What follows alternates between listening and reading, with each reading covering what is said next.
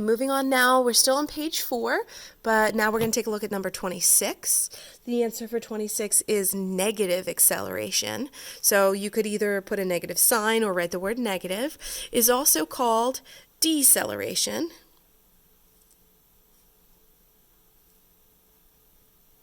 And another way to say that is slowing down. When something is slowing down, it's decelerating. And again, the value for that is negative. That would look like a negative slope on a graph of position versus time if the object is slowing down.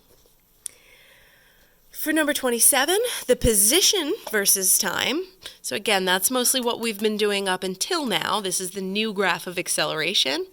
So on our old graph, which is what number 27 is looking for, referring to, position versus time graph is a curve when there is acceleration.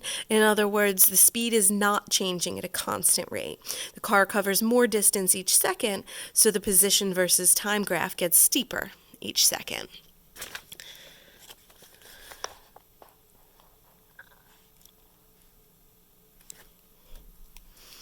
Moving on to number 28. When a car is slowing down, the speed decreases, so the car covers less distance each second. The position versus time graph gets shallower with time. Shallower goes here. In other words, the steepness of the slope would be less. It would be shallower. Number 29 is referring to an object in free fall. An object is in free fall if it's accelerating due to the force of gravity alone and no other forces are acting on it. Now, in real life, wind resistance slows things down when they fall, but when we do physics problems, we often imagine that things are in free fall and ignore wind resistance, just so that we can understand how the physics works. Number 30 is also referring to that. This is an important number that we're going to need to know for the next chapter, 9.8. As things fall under the force of gravity alone, they increase their speed by 9.8 meters per second every second. In other words, 9.8 meters per second squared is our rate of acceleration on Earth. We're going to talk a lot more about that in the next chapter, which is all about forces, the force of gravity. Is, of course, what we're finishing up chapter 4 here with.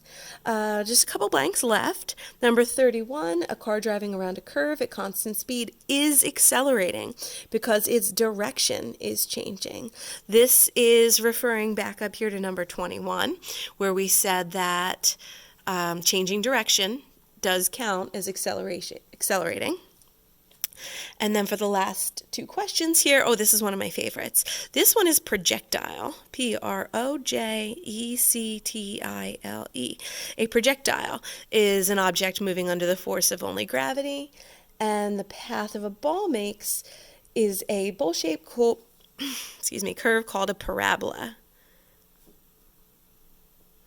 I hope that you'll also watch some of the videos that I'm posting with this, and if you have any questions about these notes, please let me know as soon as possible.